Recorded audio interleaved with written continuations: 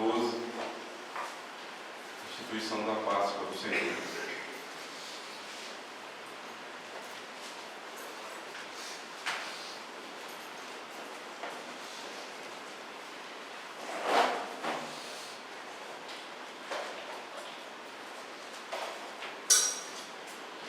Disse o Senhor a Moisés e a Arão na terra do Egito: este mês será o principal dos meses do ano.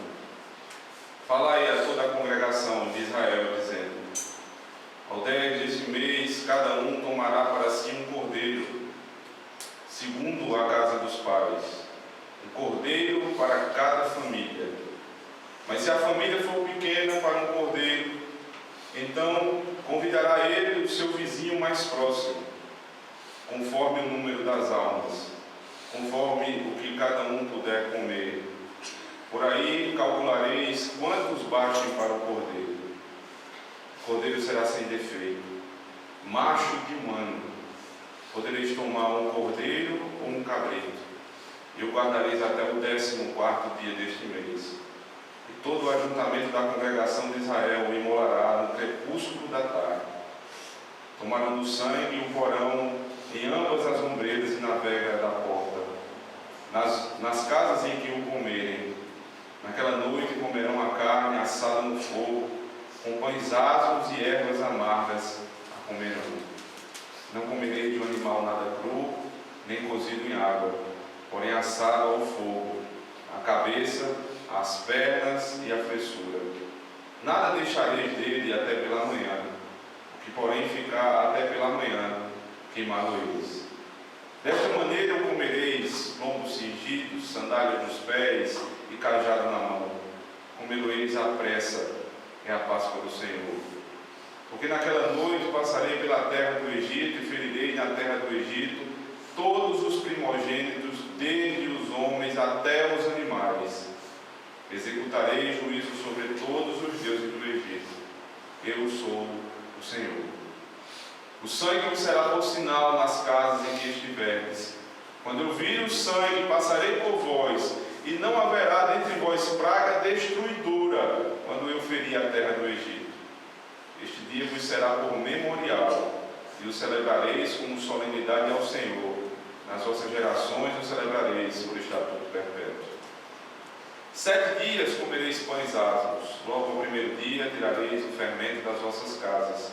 Pois qualquer que comer coisa levedada desde o primeiro dia até o 7º dia, essa pessoa será eliminada de Israel. Ao primeiro dia haverá para vós outros santa assembleia. Também ao 7º tereis santa assembleia. Nenhuma obra se fará nele, exceto o que diz respeito a comer, somente isso podereis fazer. Guardai, pois, a festa dos pães asmos, porque nesse mesmo dia tirei vossas hostes da terra do Egito. Portanto, guardareis este dia nas vossas gerações por estatuto perpétuo. Desde o dia 14 do primeiro mês, à tarde, comereis pães asmos até a tarde do dia 21 do mesmo mês. Por 7 dias não se acha nenhum fermento nas vossas casas, porque qualquer que comer pão levedado será eliminado da congregação de Israel, tanto o peregrino como o natural da terra. Nenhuma coisa levedada comereis. Em todas as vossas habitações comereis pães asmos. Chamou, pois, Moisés todos os anciãos de Israel e lhes disse: escolhei e tomai cordeiro segundo as vossas famílias e imolai a Páscoa. Tomai um molho de sopo, molhai-o no sangue que estiver na bacia e marcai a verga da porta e as suas ombreiras com o sangue que estiver na bacia. Nenhum de vós sai da porta da sua casa até pela manhã. Porque o Senhor passará para ferir os egípcios, quando vir, porém, o sangue na verga da porta e ambas as ombreiras, passará o Senhor aquela porta e não permitirá ao destruidor que entre em vossas casas para vos ferir. Guardai, pois, isto por estatuto para vós outros e para vossos filhos para sempre. E uma vez dentro na terra que o Senhor vos dará, como tem dito, observai este rito. Quando vossos filhos vos perguntarem: que rito é este? Respondereis: é o sacrifício da Páscoa ao Senhor, que passou por cima das casas dos filhos de Israel no Egito. quando feriu os egípcios e livrou as nossas casas. Então o povo se inclinou e adorou. E foram os filhos de Israel e fizeram isto como o Senhor ordenara a Moisés e Arão, assim fizeram. Aconteceu que à meia-noite feriu o Senhor todos os primogênitos na terra do Egito, desde o primogênito de Faraó, que se assentava no seu trono, até o primogênito do cativo que estava na enxóbia, e todos os primogênitos dos animais. Levantou-se Faraó de noite, ele, todos os seus oficiais e todos os egípcios, e fez-se grande clamor no Egito, pois não havia casa em que não houvesse morto. Então, naquela mesma noite, Faraó chamou a Moisés e Arão. Ele disse: levantai-vos, saí do meio do meu povo, tanto vós como os vossos filhos de Israel, ide servir ao Senhor como tendes dito. Levai também convosco vossas ovelhas e vosso gado, como tendes dito. Ide-vos embora e abençoai-me também a mim. Os egípcios apertavam com o povo, apressando-se em lançá-los fora da terra, pois diziam: todos morreremos. O povo tomou a sua massa antes que levedasse, e as suas amassadeiras atadas em trouxas com seus vestidos sobre os ombros. Fizeram, pois, os filhos de Israel conforme a palavra de Moisés, e pediram aos egípcios objetos de prata e objetos de ouro e roupas. E o Senhor fez que o seu povo encontrasse favor da parte dos egípcios, de maneira que estes lhes davam o que pediam, e despojaram os egípcios. Assim partiram os filhos de Israel de Ramsés para Sucote, cerca de 600.000 a pé, somente de homens, sem contar mulheres e crianças. Subiu também com eles um misto de gente, ovelhas, gado, muitíssimos animais, e cozeram bolos, asnos da massa que levaram do Egito, pois não se tinha levedado. Porque foram lançados fora do Egito, não puderam deter-se e não haviam preparado para si provisões. Ora, o tempo que os filhos de Israel habitaram no Egito foi de 430 anos. Aconteceu que ao cabo dos 430 anos, nesse mesmo dia, todas as hostes do Senhor saíram da terra do Egito. Esta noite se observará o Senhor, porque nela os tirou da terra do Egito. Esta é a noite do Senhor, que devem todos os filhos de Israel comemorar nas suas gerações. Disse mais o Senhor a Moisés e a Arão: esta é a ordenança da Páscoa, nenhum estrangeiro comerá dela. Porém, todo escravo comprado por dinheiro, depois de o ter circuncidado, comerá dela. O estrangeiro e o assalariado não comerão dela. O cordeiro há de ser comido numa só casa. Da sua carne não levareis fora da casa, nem lhe quebrareis osso nenhum. Toda a congregação de Israel fará. Porém, se algum estrangeiro se hospedar contigo e quiser celebrar a Páscoa do Senhor, seja-lhe circuncidado todo macho, e então se chegará e a observará, e será como natural da terra, mas nenhum incircunciso comerá dela. A mesma lei haja para o natural e para o forasteiro, para que peregrinar entre vós. Assim fizeram todos os filhos de Israel, como o Senhor ordenara a Moisés e a Arão. Assim fizeram. Naquele mesmo dia, tirou o Senhor os filhos de Israel do Egito, segundo as suas formas. Amém. Vamos orar. Seja bendito o teu nome, Senhor. O nome que salva, o nome que julga, o nome que liberta.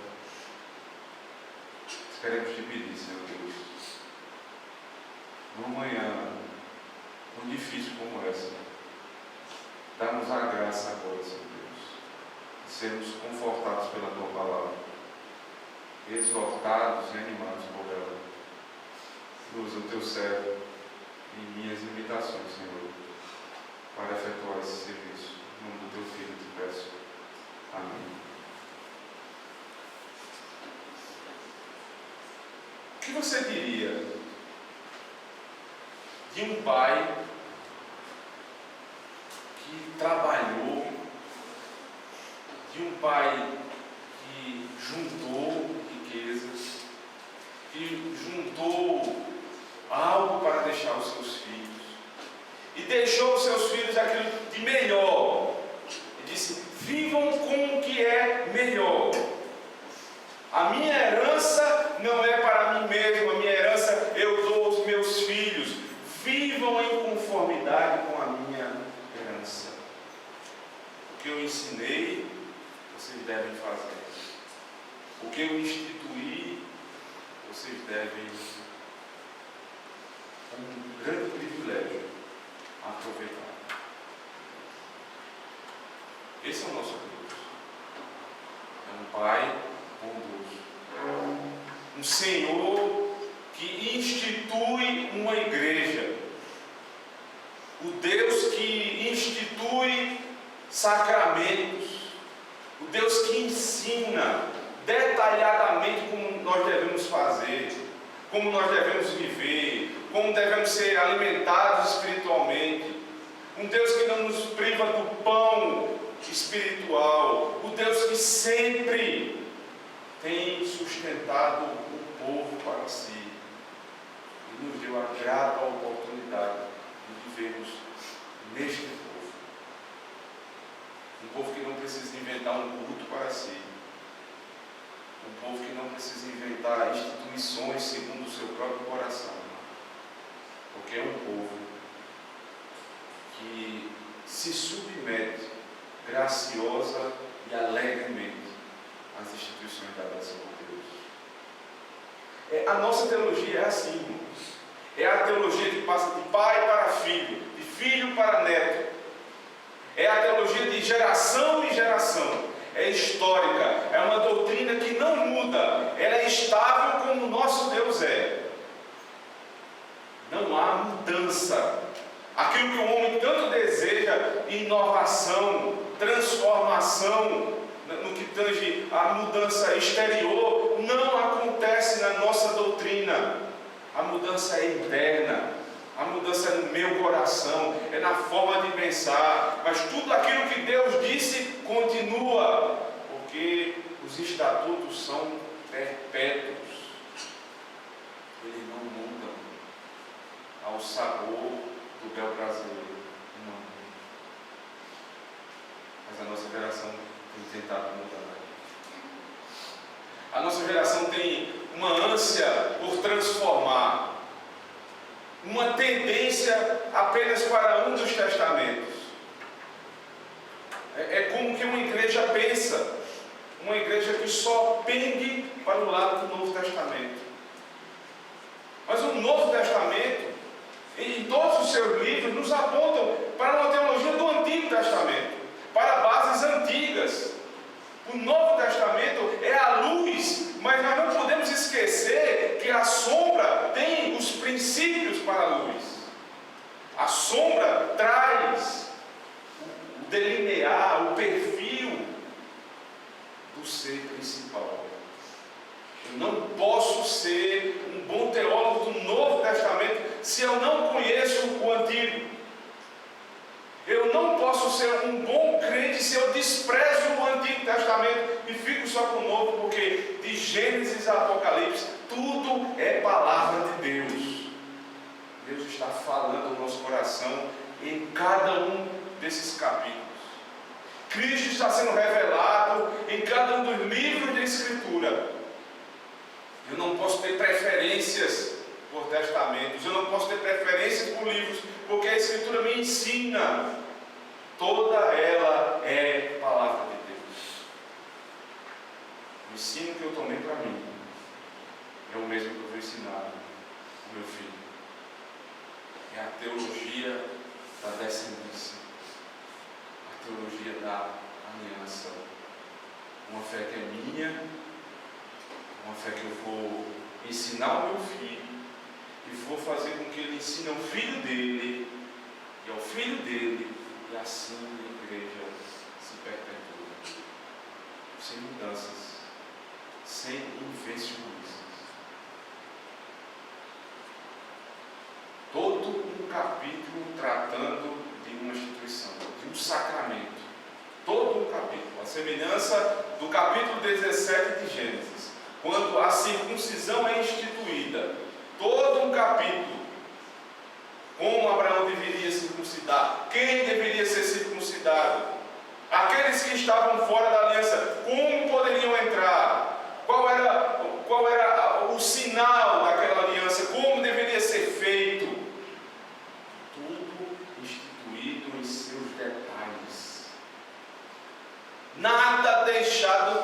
aguçador do coração do homem, a tendência maligna do nosso coração. Nós olhamos, por exemplo, o segundo mandamento.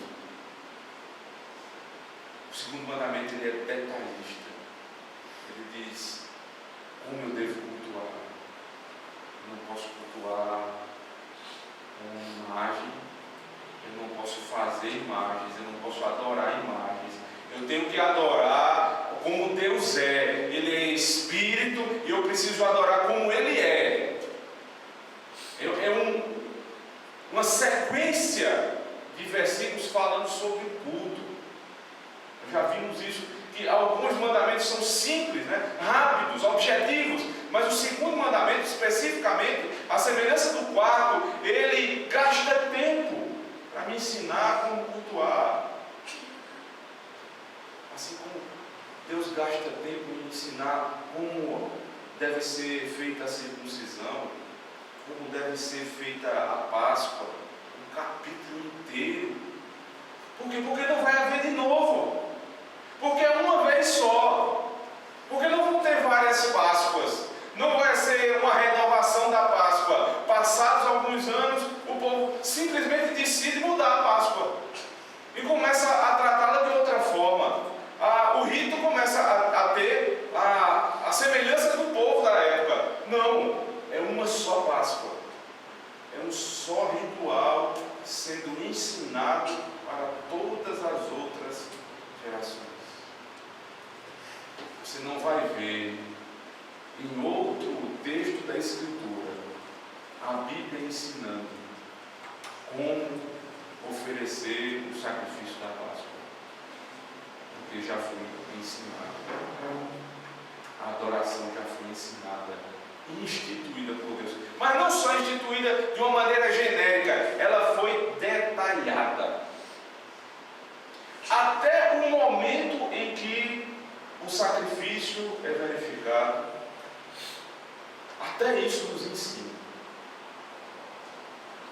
Veja, o cordeiro não é imolado quando o povo está no deserto.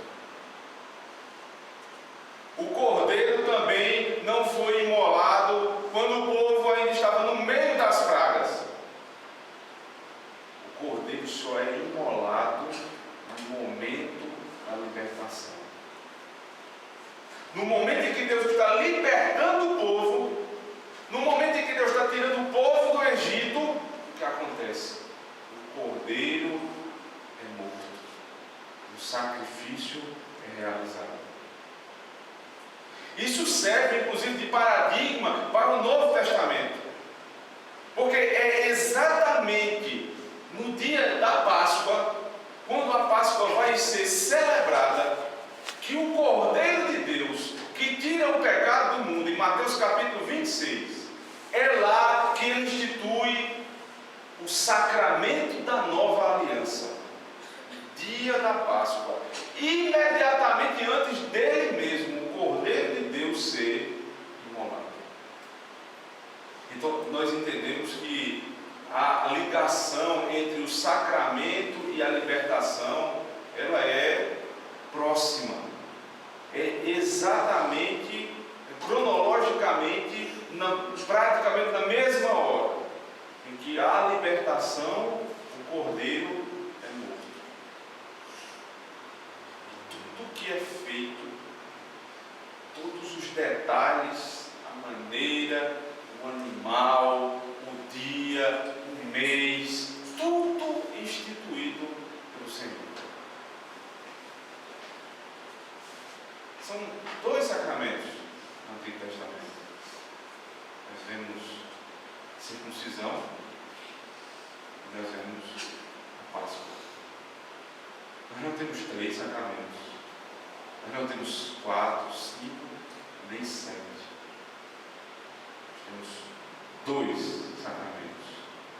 A circuncisão, quando aquele novo membro da aliança, quando já adulto, ele poderia professar a sua fé e ser circuncidado, ou ainda quando criança, ele era circuncidado pela fé dos pais, porque a promessa é para os pais e para E agora, aqueles que já são circuncidados têm a oportunidade de comer da Páscoa do Senhor. Duas ordenanças, dois sacramentos. No Novo Testamento, Paulo, ele iguala, ele compara batismo e circuncisão. E diz que o batismo é a circuncisão de Cristo. Ou seja, os princípios são os mesmos, os elementos são distintos.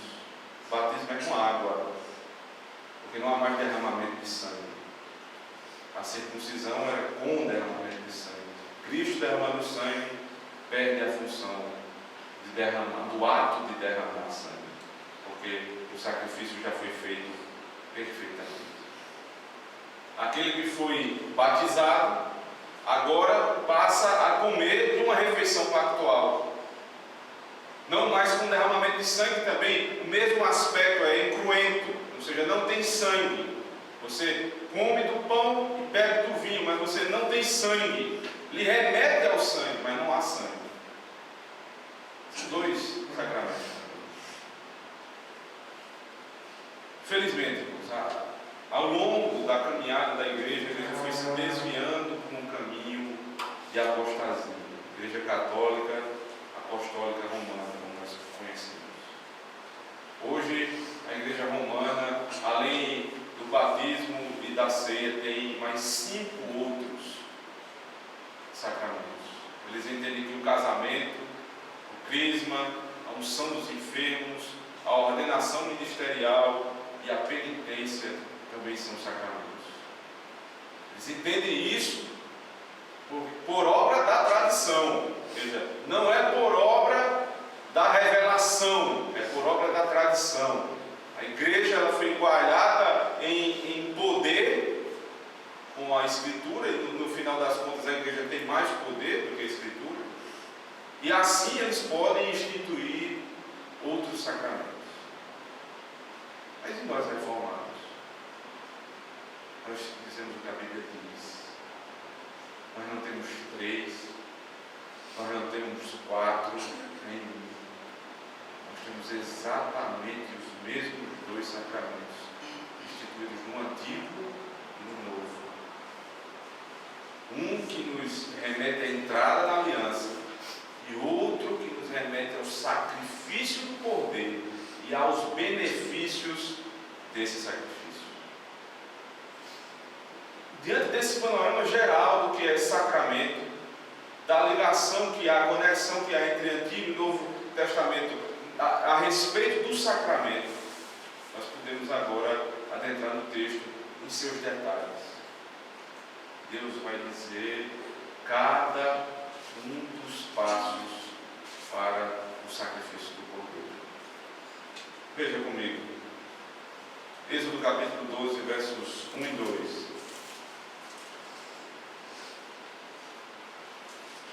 Quem fala? Disse o Senhor. Não é o homem, não é a igreja, não é o Papa, é o Senhor. Disse o Senhor a Moisés e a Arão na terra do Egito: este mês vos será o principal dos meses, será o primeiro mês do ano. Veja, existiria a partir de agora um mês diferente. Um mês pelo qual os judeus iriam contar o início do ano, o início da vida deles. O Cordeiro foi morto aproximadamente entre final de março e início de abril. Então, o que veio ser chamado depois de mês de Abib, eles guardam até hoje o mês de Abib, primeiro dia do ano. Ali há a demarcação. Porque é o dia da libertação. Então, o que marca a vida do crente é o dia em que Deus o libertou, o dia que o Senhor o salvou. Aquilo tem que marcar a minha vida.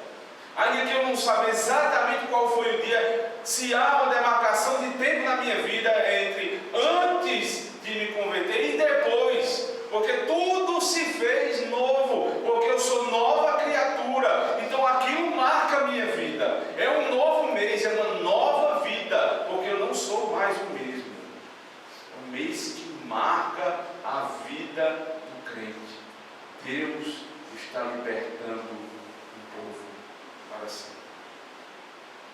E aí o versículo 3 diz assim: falai a toda a congregação de Israel, dizendo: aos 10 deste mês, cada um tomará para si um cordeiro, segundo a casa dos pais, um cordeiro para cada família. E aí vem o simbolismo do numeral 10. Aos 10 deste mês, a 10ª praga, aos 10 do primeiro mês, 10 mandamentos. E aí o número 10 vai ganhando força no Antigo Testamento. É um número que vai trazendo força e completude. Então toda vez que Deus completa uma obra, é o 10. Ele perfeitamente completou aquilo que ele disse. Então ele dá 10 mandamentos. Ele lança 10 pragas. E ao 10º dia do primeiro mês haverá uma festa para celebrar o que o Cordeiro fez. Mas esse Cordeiro, que simbolismo esse Cordeiro tem para a vida da família?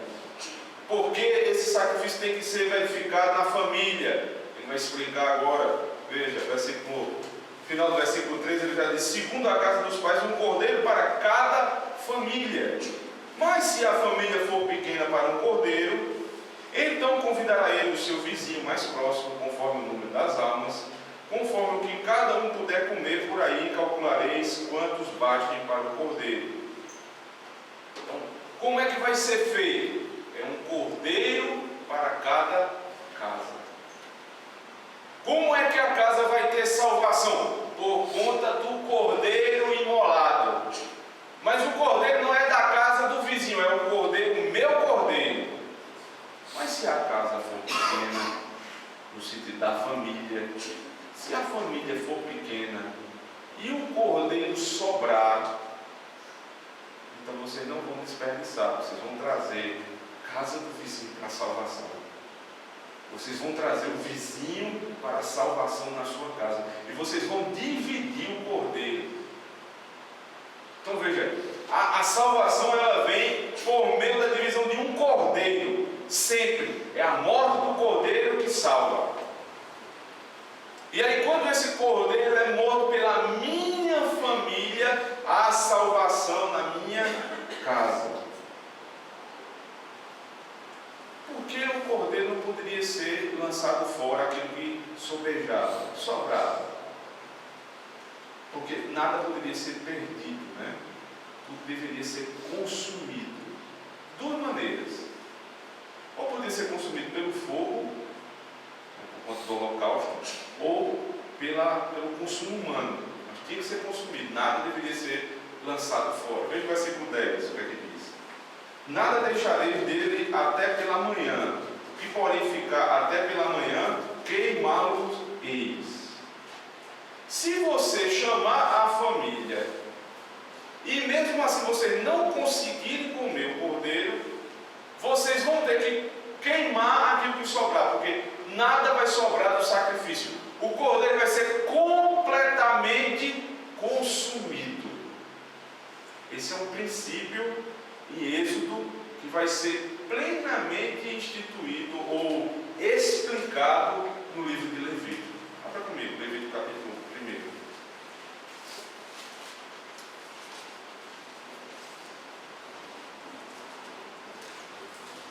Levítico capítulo 1.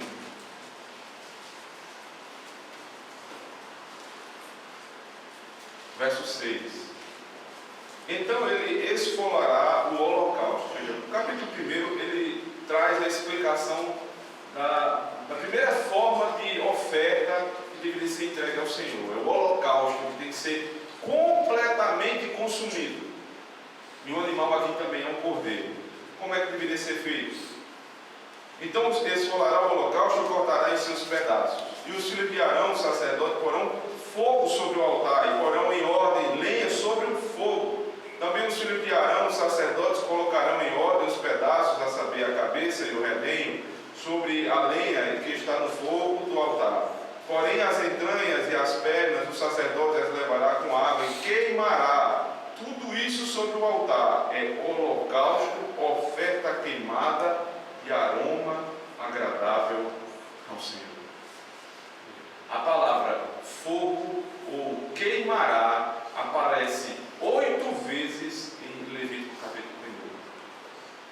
a ideia aqui é exatamente a mesma lá da Páscoa.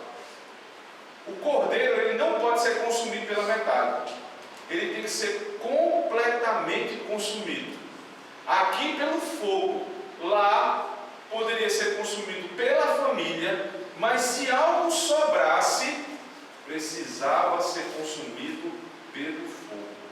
Nada sobraria naquela oferta. E veja, a linguagem que Levítico traz é oferta, é aroma suave ao Senhor. Ou seja, entra nas narinas do Senhor e agrada a Deus. Você começa a perceber a maravilha que é participar dessa oferta. Como é bom estar no meio dessa família, desse povo, que pode consumir o cordeiro. É uma refeição. Agora, quem pode participar dessa refeição? Volta comigo para Êxodo, capítulo 12, a partir do verso 43.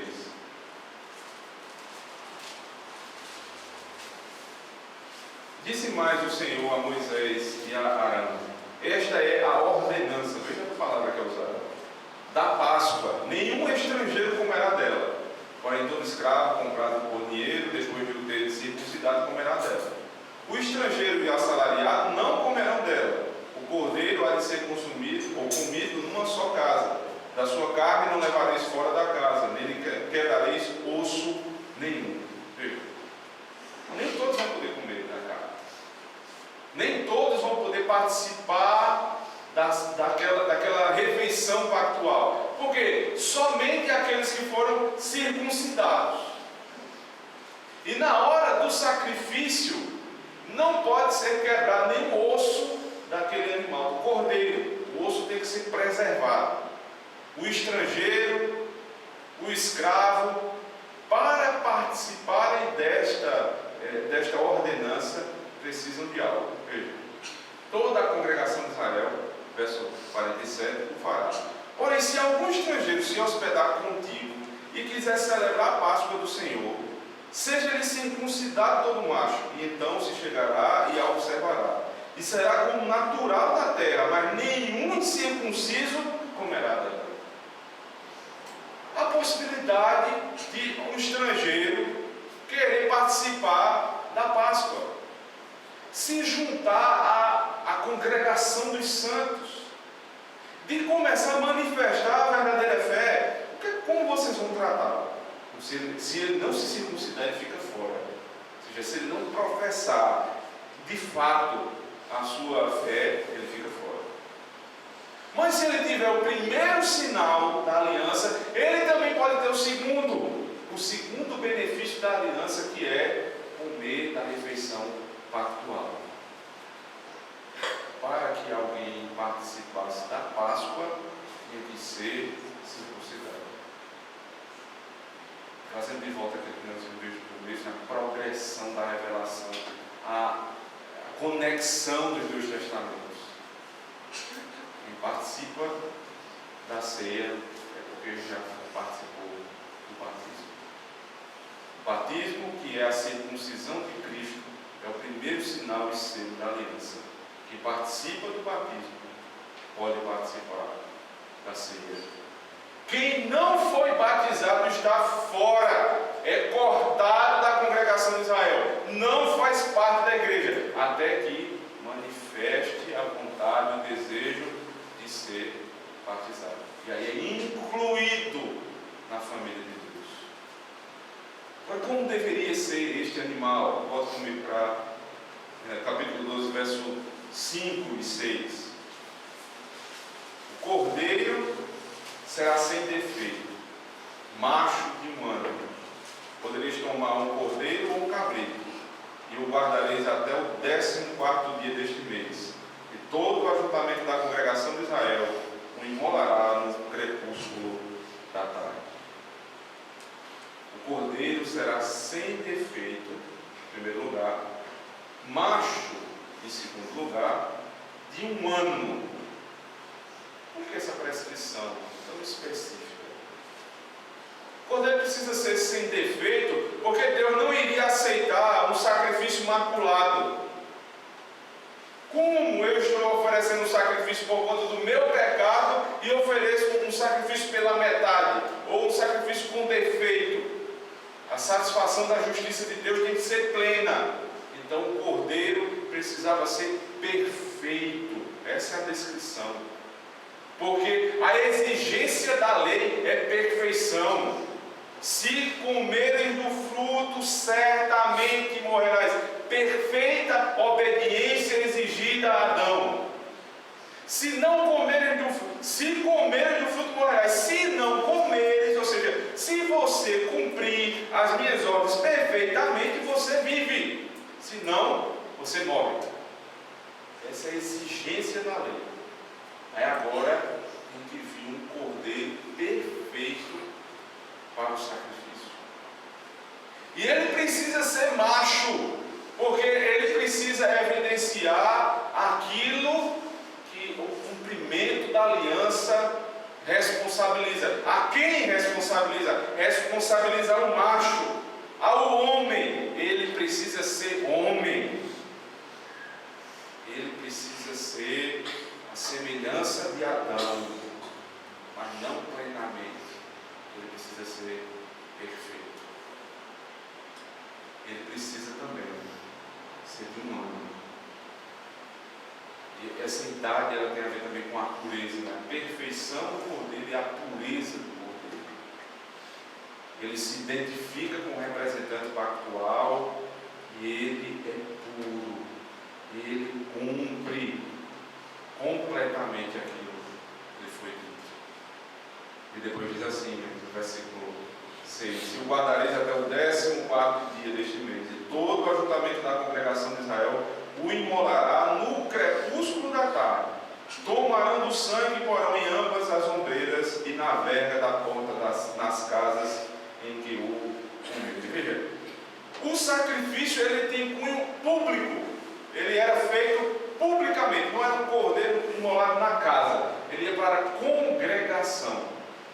Tomarão o sangue e colocam na verga da casa, mas a matança, veja, o ajuntamento, verso 6, da congregação de Israel, não é uma igreja na casa, não é uma igreja isolada, é uma congregação. Que maravilha! O sacrifício, o sacramento, a ordenança, ela não foi feita para você tomar sozinho em casa. Não é você e os seus filhos sozinhos, isolados em casa. É uma congregação que vai a público para imolar o cordeiro. Primeira vez que esse conceito de congregação vai ficando mais claro. Igreja, é uma assembleia, é um povo reunido no culto. Não posso, irmão, de maneira nenhuma, levar, por exemplo, a ceia do Senhor na sua casa. Eu não tenho esse direito, porque tem que ser a congregação reunida em culto público, no dia do Senhor, conforme a instituição. Eu não tenho direito de fazer um novo tipo de ordenança. Então, como é que o povo toma esse sinal e selo da lei? Isso é em público. Agora, a verificação da eficiência, da eficácia do mandamento, da ordenança, é na minha casa. Então eu vou a público, mas o sangue está na minha casa. Não é por conta da reunião apenas, não é porque eu estou no meio daquele povo, é porque o sangue está na minha casa que eu vou sacrificar com aquele povo. Eu amo aquele povo, é a minha igreja, mas não é só por conta disso, porque antes de sair, o sangue está lá na minha casa. As vergas, os umbrais da minha casa estão manchados com o sangue do cordeiro. Eu não tomo a ceia sozinho, eu não tomo a ordenança do Senhor sozinho, porque eu sou um corpo. Essa é a linguagem do Novo Testamento. É um corpo. Você é membro. Membro sozinho não é corpo. Membro tem que estar em igreja, congregado, né? Tem que estar pactuado a uma igreja. E aí você tem direito a participar. E aí dois aspectos desse sacrifício ainda são expressos, né? Verso 7: tomarão do sangue e porão em ambas as ombreiras e na terra. nas casas que o comerem. Veja, vocês vão tomar o sangue e aspergir, e vão pegar a carne e vão comer. É o sangue, o líquido e a carne. É o pão e é o vinho. Essa é a ordenança do Senhor. Os dois aspectos. Quem come da carne bebe do vinho. Quem come da carne bebe do sangue. Quem come do pão bebe do vinho. Igreja, mais uma vez. Igreja Católica Romana constatou mais uma vez, quando privou os seus membros de comer do pão e beber do vinho, inventando a hóstia. Nós não temos o direito de mudar o elemento, nem para suco de uva, inclusive. Pão e vinho. Não posso dizer que a hóstia substitui o pão e vinho, porque nós não temos essa prerrogativa. Nós também não temos prerrogativa de mudar o suco de uva, o vinho para suco de uva, do jeito que Deus mandou. Pão e vinho.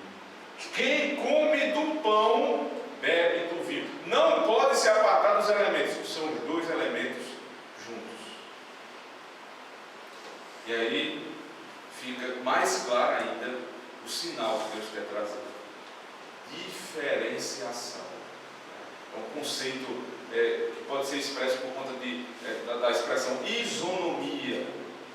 Deus vai fazer diferenciação, mas não é no sentido de acepção de pessoas. Deus não vai matar uns e deixar outros ao seu bel prazer. Ele vai matar uns e privar os outros da morte, porque a sua justiça foi satisfeita na morte do cordeiro, de um ano macho perfeito. E aí acontece o que Levítico disse: sobe o aroma suave, agradável ao Senhor. E ali Deus inspira, e a ira dele é aplacada na casa de quem come do pão e bebe do sangue. Satisfação da justiça de Deus. E aí uma festa, o início da festa. Como é que essa festa vai se dar mais na frente? Mas os princípios da festa. Versículo 8 e versículo 9. Naquela noite comerão a carne assada no fogo, com pães asmos e ervas amargas a comerão. Não comereis do animal nada cru, nem cozido em água, porém assado ao fogo, a cabeça, as pernas e a fressura. Dois elementos. Primeiro, tem que comer assado. Não pode ser cozido. Por quê? Porque o cozimento ele não elimina todos os vestígios de sangue. É possível ficar algum resquício de sangue. Não pode ser carne mal passada. Essa instituição, ela perde força, irmãos. Nós não temos mais essa instituição para hoje, certo? Mas era assim. Por quê? Porque ele não podia ter vestígio de sangue. O sangue precisava ser completamente consumido. Então a carne tinha que ser assada e muito bem assada. Em segundo lugar, precisava ser uma refeição com pães asmos. E aí vem uma pequena confusão, entre os estudiosos. Por que o pão tem que ser asmo? Alguns vão dizer que é por conta da pressa na saída, então não dava tempo de fermentar o pão, então como o pão sem fermento. Mas não parece ser essa a verdade aqui exposta. Pão levedado. Não comer pão com fermento. Vamos ver, irmãos, como é que o Novo Testamento ele aplica essa verdade. 1 Coríntios capítulo 5.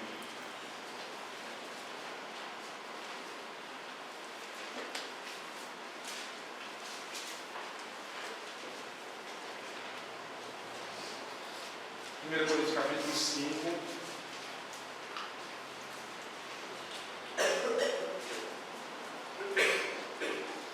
Geralmente, se ouve que há entre vós imoralidade imoralidade tal, como nem mesmo entre os gentios, isto é, haver quem se atreva a possuir a mulher do seu próprio pai.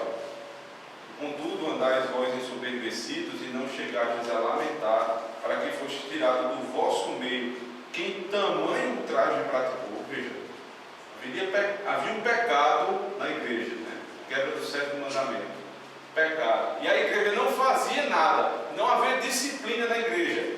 Paulo começa a exortar a igreja de Corinto para resolver o problema. O problema que se arrastava era público e ninguém fazia nada. Verso 3. Eu, na verdade, ainda que ausente em pessoa, mas presente em espírito, já sentenciei, como se estivesse presente, que o autor de tal infâmia seja, em nome do Senhor Jesus, reunidos vós e o meu espírito com o poder de Jesus, nosso Senhor, entregue a Satanás para a destruição da carne, a fim de que o espírito seja salvo no dia do Senhor Jesus. Veja qual é a indicação de Paulo para essa situação? A mesma que Cristo deu em Mateus capítulo 18. Vocês não podem ter pecado na vida da igreja. E se o irmão ele não se arrepende, vocês precisam tomar uma decisão. Então, eu não estou aí, Paulo diz, mas eu já sentenciei no meu coração, no meu espírito, e espero que vocês assim façam. Aí ele coloca não o poder sobre a igreja, mas ele diz assim, porque o Senhor Jesus o fará. Porque é Deus quem toma a par a disciplina. E aí vocês lancem e entreguem a Satanás para a destruição da carne, porque esse é o objetivo. O objetivo da disciplina é esse, é entregar para que, sendo a vontade de Deus, aquela pessoa seja quebrada, se arrependa e volte. E é o que aconteceu aqui, porque na segunda carta aos Coríntios, Paulo diz agora, restaure o irmão, quando o irmão se arrependeu. Este mesmo irmão foi restaurado para a glória de Deus. Então isso dá esperança no nosso coração. Mas veja, verso 6. Não é boa a vossa jactância. Não sabeis que um pouco de fermento leveda toda a massa? De onde é que Paulo tirou isso?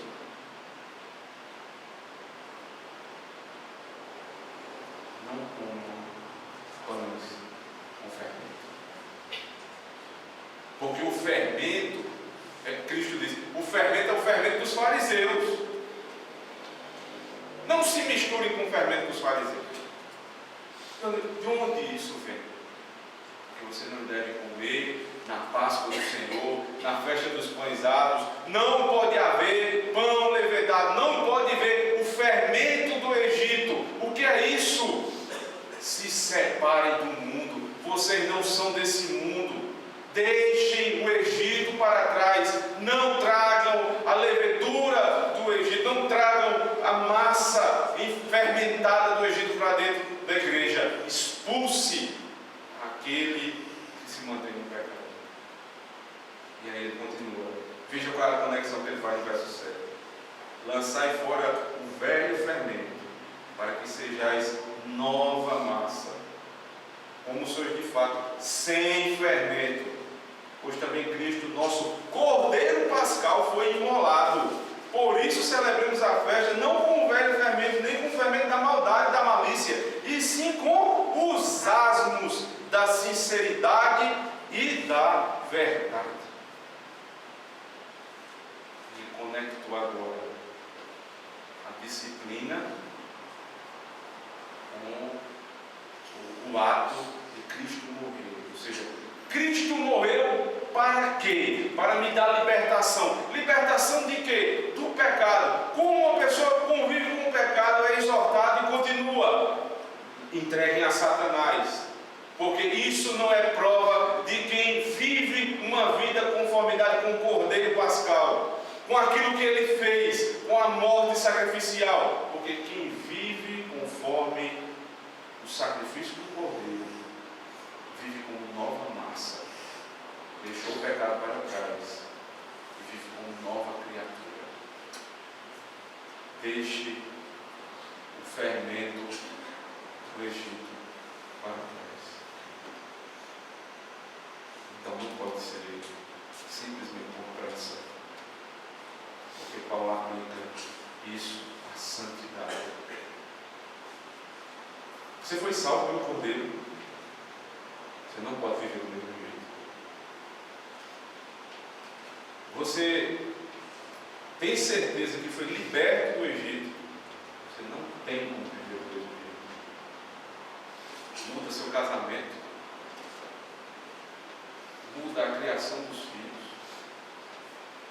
Muda o culto. Muda a maneira de você ver a sua esposa e a esposa ver o marido. Muda a maneira com que você enxerga seu trabalho, o que você deve fazer no trabalho. Muda a sua vida por completo, porque um cordeiro foi morto no seu lugar. O sacrifício foi consumido. Era você que deveria morrer. Ele morreu no seu lugar. Como você vive da mesma forma? Retire, vós, o fermento do Egito e vivam como nova massa para a glória do Senhor. Vamos voltar ao texto de Êxodo, porque ainda há saída. O momento em que o povo vai sair. Como eles deveriam se preparar para esse grande evento? Verso 11. Êxodo 12, verso 11. Desta maneira comereis. Veja, até a maneira de comer é instituída. Lombos cingidos, sandália nos pés e cajado na mão. Comê-los-eis à pressa em Páscoa do Senhor. Vocês não vão comer como quem vai ficar aqui.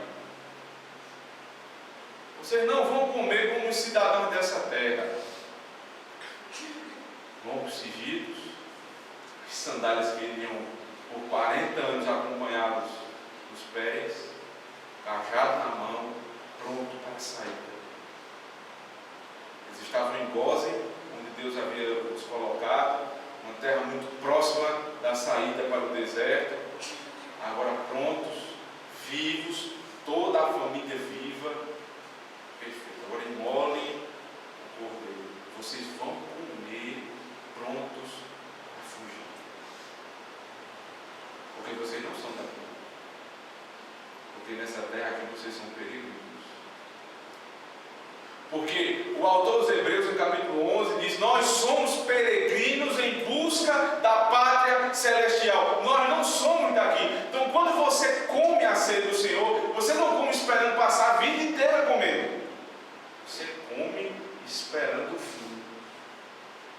Você come esperando a última ceia. Você come esperando o que Apocalipse 19 fala. Veja comigo.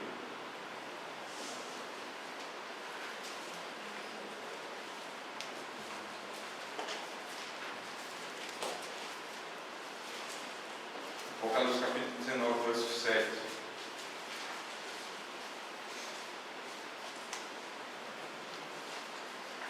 Alegremos e exultemos, demos a glória, porque são chegadas as bodas do Cordeiro, cuja esposa a si mesma já se ataviou, pois lhe foi dado vestir-se de linho finíssimo, resplandecente e puro, porque o linho finíssimo são os atos de justiça dos santos.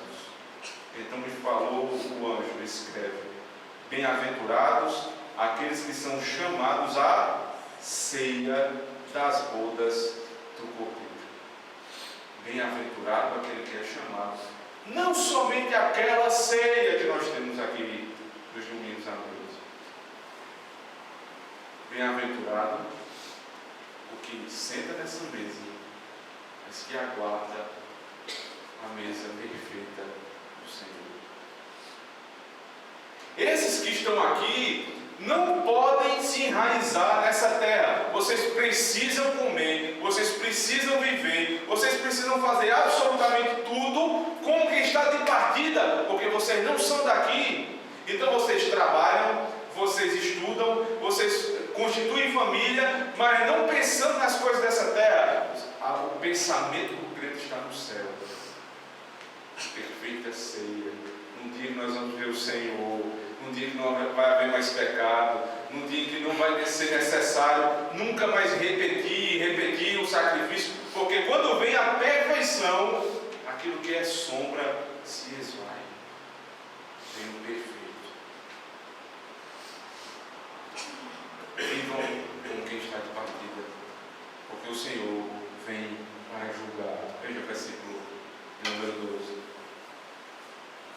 porque naquela noite passarei pela terra do Egito, e ferirei na terra do Egito todos os primogênitos, desde os homens até os animais, e executarei juízo sobre todos os deuses do Egito.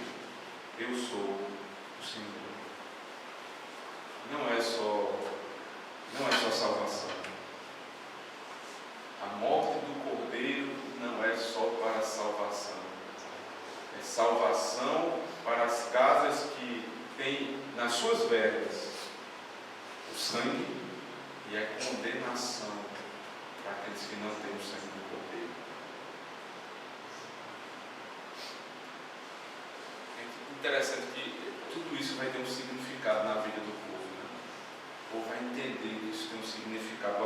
Logo assim no verso 14: este dia vos será por memorial, e celebrareis como solenidade ao Senhor. Nas vossas gerações o celebrareis por estatuto perpétuo. 7 dias comereis pães árduos, logo ao primeiro dia tirareis o fermento das vossas casas, pois qualquer que comer coisa levedada, desde o primeiro dia até o 7º dia, essa pessoa será eliminada de Israel. É um memorial, é certo isso. O sacrifício é memorial. Toda vez que a Páscoa era celebrada, era um memorial, lembrando-se da morte do Cordeiro. Não pode ser só um memorial. Por quê?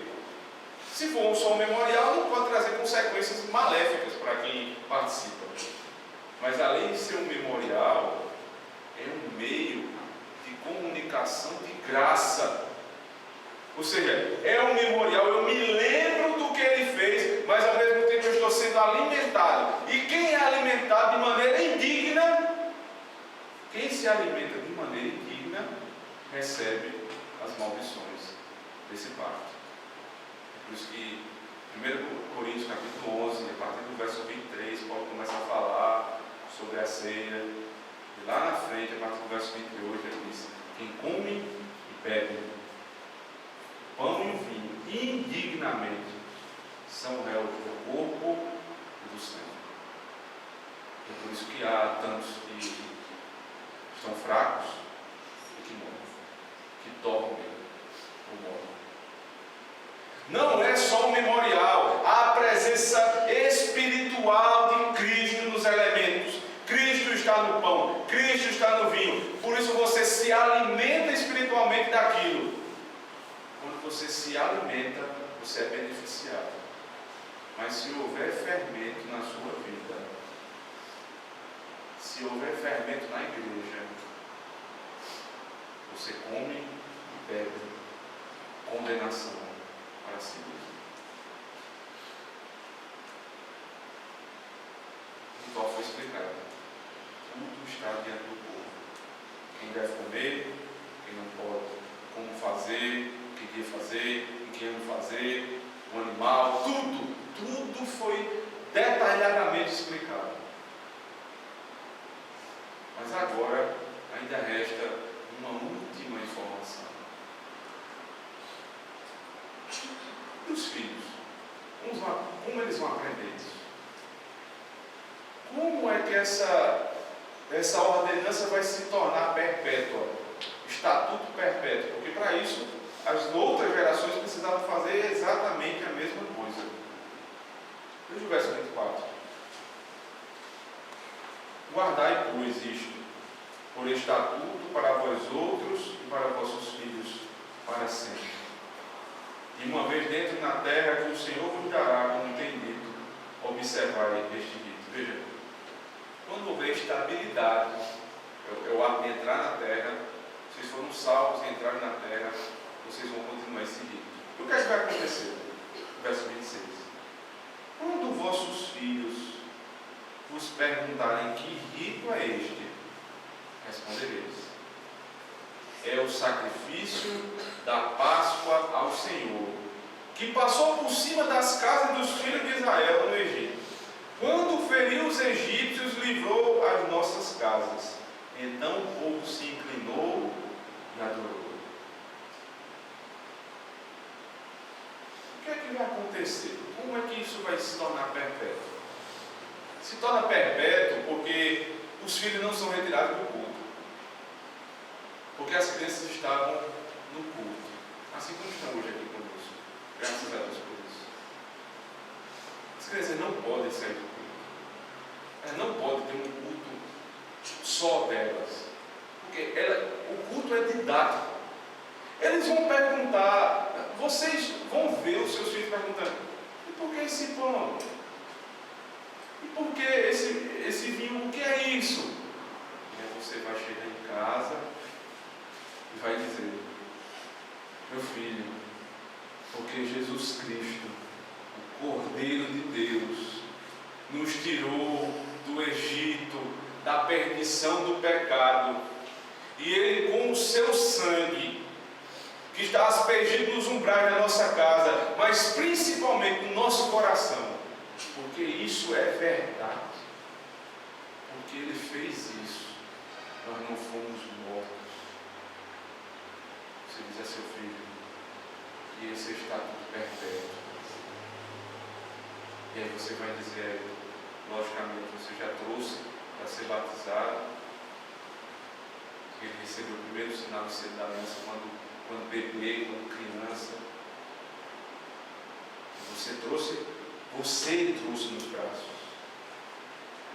E você passa a vida inteira trazendo ele para a igreja. Não é porque ele quer, não é quando ele está bem ou quando não está. Você traz arrastado, você traz querendo ou sem querer. Você vem para o culto.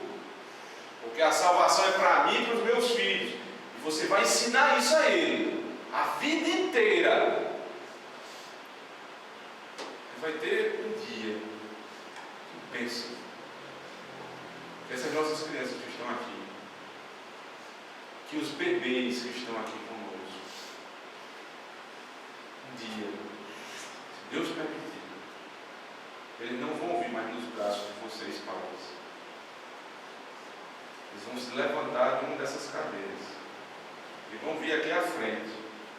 Vão dizer: Cordeiro foi morto por mim. Eu aprendi isso do meu pai e da minha mãe. A fé dos meus pais, a mesma fé do meu coração. Eu não nego a fé dos meus pais.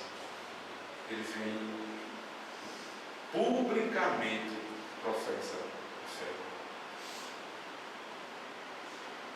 É exatamente o que aconteceu no Antigo Testamento. Sem invenções, sem novidade. A criança era levada quando bebê para ser circuncidada. Depois ela vinha, sozinha, e professava a fé. Ore pelo seu filho. Ore pelos filhos que você vai ter. Mas não ore só não. Não ore só. Traga. Arraste se for preciso. É melhor você arrastar seu filho para a igreja do que o mundo arrastar ele para o inferno. É melhor você fazer isso. Não deixe o seu filho em casa. Domingo após domingo ele vai escutar a pregação, vai ouvir o sermão. O cordeiro foi morto, o cordeiro foi morto. E ele vai perguntar: o que é isso? O que é isso? O que é isso? Até o dia que ele vai entender e dizer: ele foi morto por mim, ele foi morto pela minha casa, o cordeiro morreu e eu entendi. Eu entendi. É o Senhor Jesus Cristo. Antes de morrer, ele vai instituir um novo sinal de selo da aliança. Abra comigo em Mateus capítulo 26.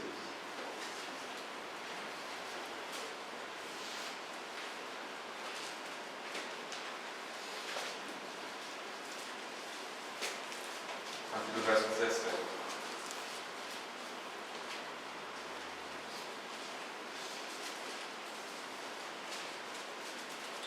No primeiro dia da festa dos pães asmos, vieram os discípulos a Jesus e lhe perguntaram: onde queres que façamos os preparativos para comeres a Páscoa? E ele lhe respondeu: ide à cidade ter um certo homem e dizer-lhe: o mestre manda dizer, o meu tempo está próximo, em tua casa celebrarei a Páscoa com os meus discípulos. E eles fizeram como Jesus lhes ordenara, prepararam a Páscoa. Veja, até aqui era a Páscoa. No dia da Páscoa, antes do Cordeiro ser morto, quando Jesus, pela sua morte e derramamento de sangue, iria salvar o seu povo do pecado, nesse dia, ele chama os seus discípulos e vai instituir, porque ele tem sim prerrogativa para isso.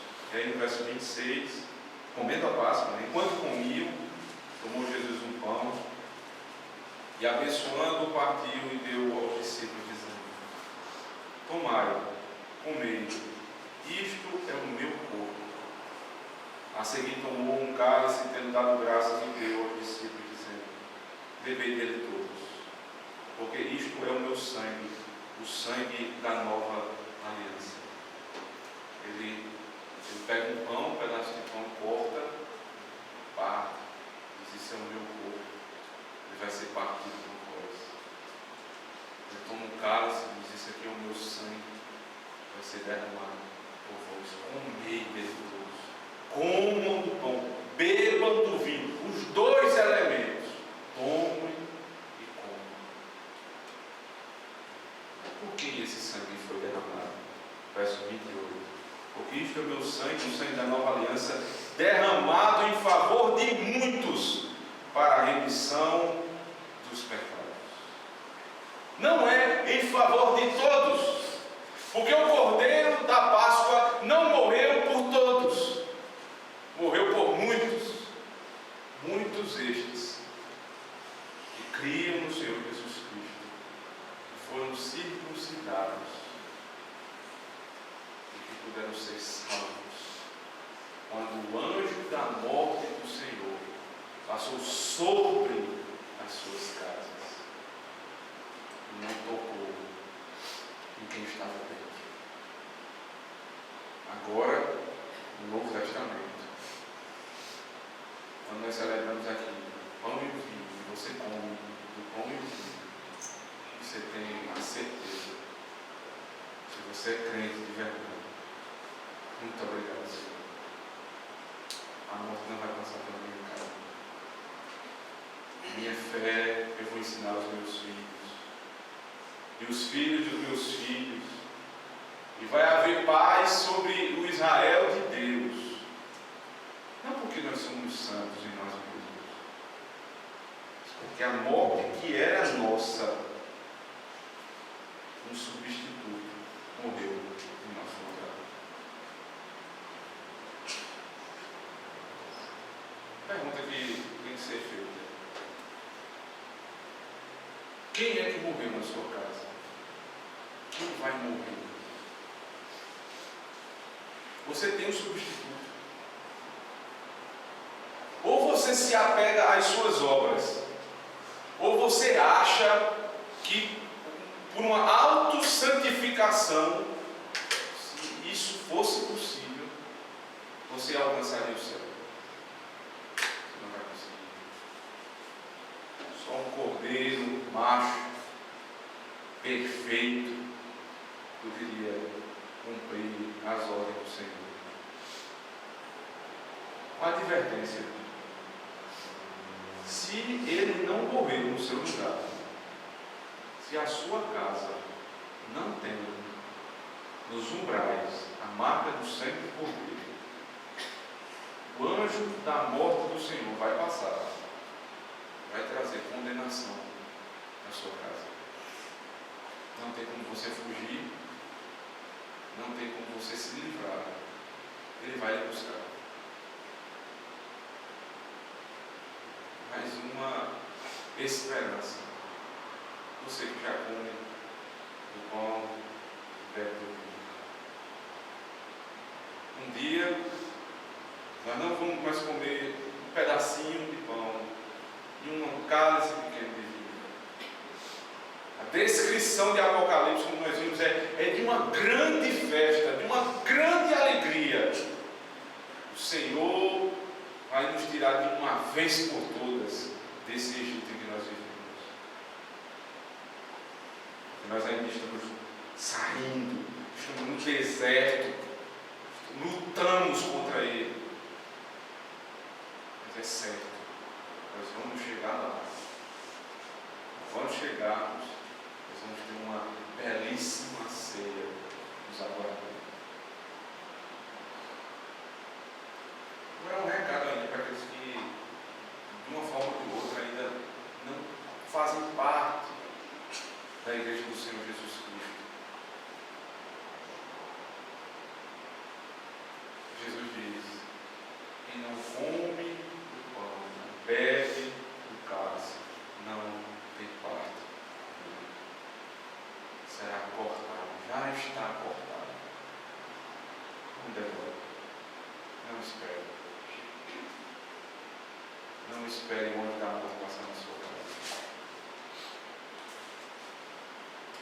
Eu queria falar para as crianças também.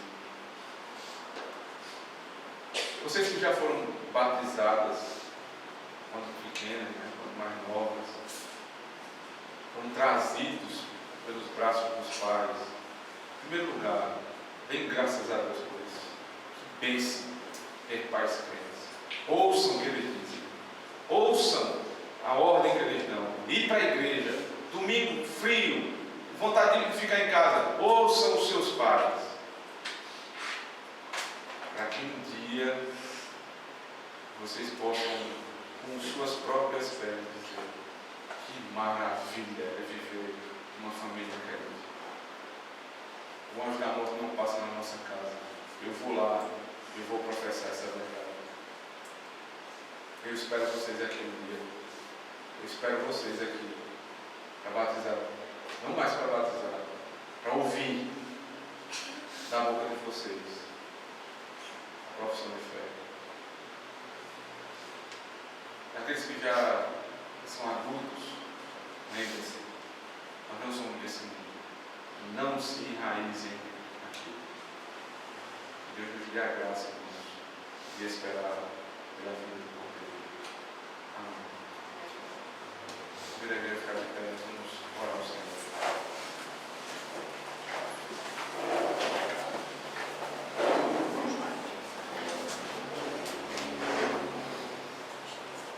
Seja bendito, exaltado, o Cordeiro de Deus que tira o pecado do mundo. Cordeiro que foi morto em nosso lugar, pela nossa casa. Um Cordeiro que é celebrado em público, mas que é salvação no particular do nosso coração e da nossa casa. Senhor, tem misericórdia quando nós vivemos à margem dessas verdades. Tu sabes que todo dia nós fazemos isso. Não deixa, Senhor Deus, o nosso coração se endurecer, para que a santidade do Cordeiro que nós trazemos na nossa vida não seja maculada, Senhor. Ensina o teu povo a viver como quem está cingido nos lombos, cajado na mão, sandálias nos pés, como quem vai para a terra da promessa. Tira de nós, Senhor Deus, todo o empecilho, o pecado, Senhor Deus, todo o fermento que tenta nos atrapalhar. Nos abençoa com a tua maravilhosa graça. Obrigado, porque o Cordeiro já foi morto e não precisa ser morto novamente. Em nome do teu Filho, responsável pela nossa salvação, nós te oramos. Amém. Se vê a Deus. Que a graça do nosso Senhor, Salvador Jesus Cristo, o grande amor de Deus, o eterno e bondoso Pai, o poder e as doces consolações do Espírito Santo estejam sobre vós, povo de Deus, hoje e sempre. Amém. Vamos cantar ao Senhor.